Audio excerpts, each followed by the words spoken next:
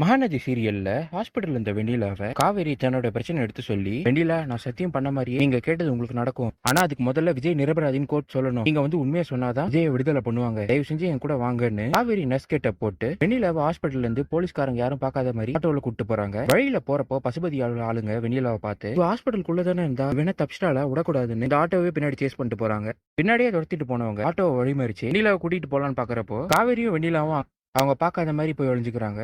இது இந்த பக்கம் நடந்துட்டு இருக்க விஜய விசாரணைக்காக ஜெயில இருந்து கோர்ட்டு கூட்டிட்டு வராங்க. அங்க விஜயோட தாத்தா பாட்டி அவரை பார்த்து உன்ன இந்த கோலத்துல பார்க்க ரொம்ப கஷ்டமா இருக்குடான்னு அழுதுட்டு இருக்க. விஜயும் சரி விடுங்க தாத்தா, என்ன நடக்கணுமோ அதுதான் நடக்கும். சரி தாத்தா காவேரி எங்கன்னு கேட்க, காவேரி அப்பா வெண்ணிலா வேற ஹாஸ்பிட்டலுக்கு ஷிஃப்ட் பண்றதா போலீஸ்காரங்க சொன்னா நான் கூட வந்து அவளை பாத்துக்கிறேன். வெண்ணிலா கூடவே அங்க ஹாஸ்பிட்டல்ல இருக்காப்பா, இன்னும் கொஞ்ச நேரத்துக்குள்ள அவ கோர்ட்டுக்கு வந்துருவாங்கிறாரு. விஜய குற்றவாளியா நிக்க வச்சு ரெண்டு தரப்பு வாதங்களையும் வக்கீலுங்க பேச ஆரம்பிச்சிடுறாங்க. எதிர் தரப்பு வக்கீலோ விஜய் தாங்க வெண்ணிலா தற்கொலை முயற்சி பண்றதுக்கு காரணமா இருந்தாரு, இதுக்கான ஆதாரம் இதான்னு வெண்ணிலா ஏற்கனவே கோயில பேசின வீடியோ போட்டு காட்டுறாங்க.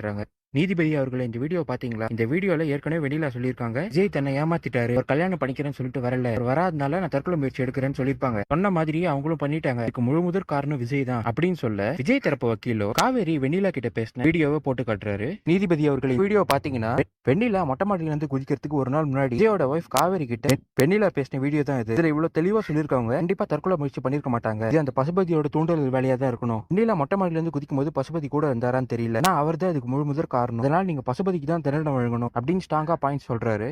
பசுபதி பேசினதை கட்சிக்காரோட மச்சான் குமரங்கிற ஒரு பசுபதி பேசினதை ரெக்கார்ட் பண்ணி வச்சிருக்காரு, அவர்கிட்ட தான் ஆதாரம் இருக்கு, அவரும் சாட்சி தான் சொல்ல நீதிபதியோ சரி அந்த குமரன் எங்க அவர் கூப்பிடுங்கன்னு சொல்றாரு. நீதிபதி அவர்களே குமரன் முக்கியமான ஆதாரத்தை தேடுறதுக்காக போயிருக்கு, அவர் இப்போ வந்துருவாருன்னு சொல்ல நீதிபதி கோபமாயிடுறாரு. எங்க என்னங்க சொல்றீங்க, குமரன் முக்கியமான ஆதாரம் சொல்றீங்க, நேரத்துல அவர் இங்க தான் இருக்கணும், அவர் எங்க அமிச்சிங்க அப்படின்னு இவர் சொல்ல எதிர்த்தரப்பு வக்கீலோ நீதிபதி அவர்களே இதுல இருந்தே உங்களுக்கு தெரிய வேணாம், ஜோடிக்கப்பட்ட வழக்குன்னு முக்கிய சாட்சி இங்க தானே இருக்கணும், கேட்டா அவர் வேற ஒருத்தர் தேடி போயிருக்கதா சொல்றாங்க, விஜயால தான் வெண்ணிலா தற்கொலை பண்ணிக்கிறதுக்கான ஆதாரம் எங்க கிட்ட இருக்கு, நான் அதை சமர்ப்பிக்கிறேன்னு சொல்றாரு. இதுதான் இன்னைக்கு எபிசோட்ல நடந்தது.